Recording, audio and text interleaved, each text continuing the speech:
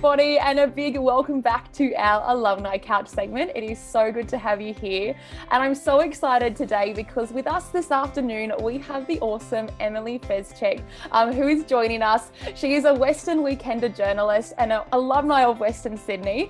And Emily, we are so excited to talk to you. Yeah, thank you for having me here. So I am a local Penrith resident myself, and I'm also a journalist at the Western Weekender newspaper. So we are a independent local newspaper that covers everything within the Penrith local government area. Basically, anything that's happening, we want to know about it and we want to let you know about it. I finished high school in 2012, and I definitely was one of those people that had no idea what I wanted to do, and I felt the pressure of picking a career straight away out of school. And then I found journalism and I thought, I really like this. Like, I get to do writing. I think I've found what I want to do. And then obviously went through and graduated and kind of hit the reality of it's not that easy to just jump straight into the industry. I ended up doing a gap year, but at the end. So I went overseas for a few months and traveled Europe.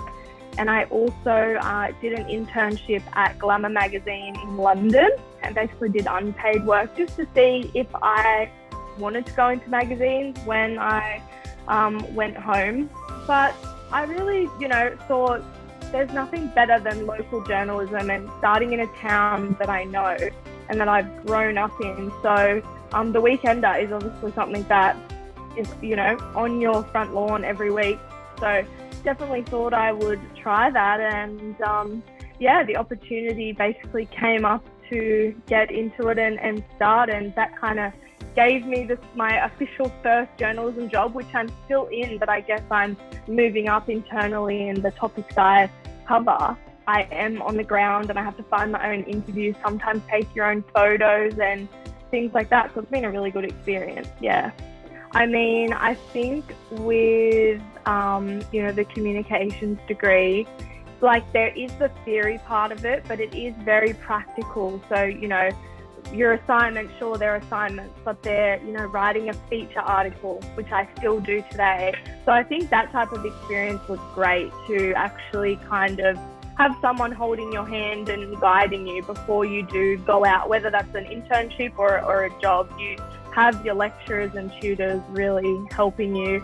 And I think just the connections you make, I still contact, some of my lecturers. If I need a source of a university student to interview, I contact them and I say, do you have anyone that can help me out? Or do you know anyone from, your community? Because those connections, they're going to last forever. So when I had the opportunity to interview, the Prime Minister, Scott Morrison, that was probably a big one personally, kind of a journalist bucket list, to tick off.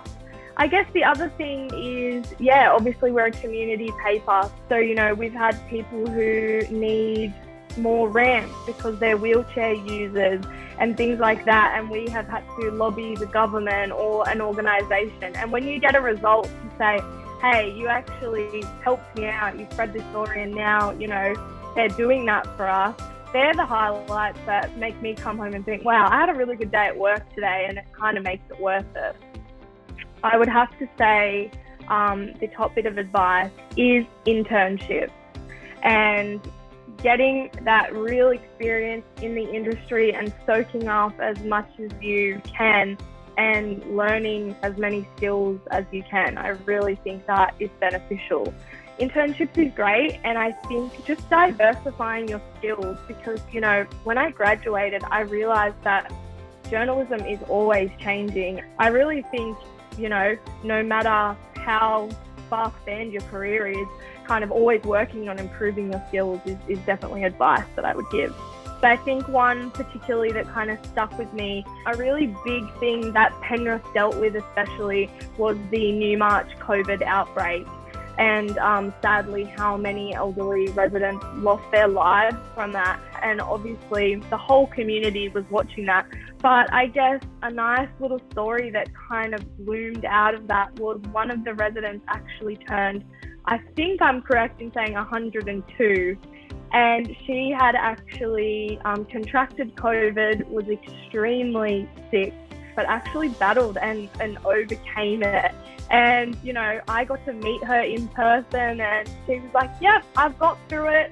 You know, I've been here for over 100 years and I'm going to keep going to the next birthday. And yeah, it really made me emotional just seeing that she was so positive within it all. And I think we really need that right now.